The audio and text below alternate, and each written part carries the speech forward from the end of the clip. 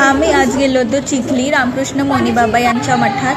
हे आहे मठाचं छोटं मंदिर आणि तुम्ही समाधी एरिया आहे, हा समाधी एरिया तुम्ही बघू शकता। आणि त्यानंतर इथे लग्न कार्य होतात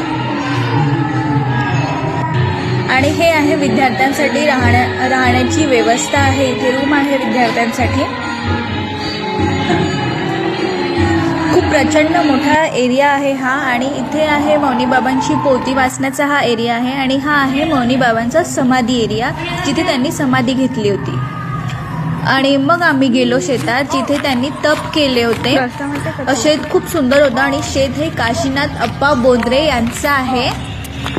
इथे शंकरजीचे पण मंदिर आहे आणि तुम्ही बघू शकता शेत किती हिरवगार आणि मस्त सुंदर होतं।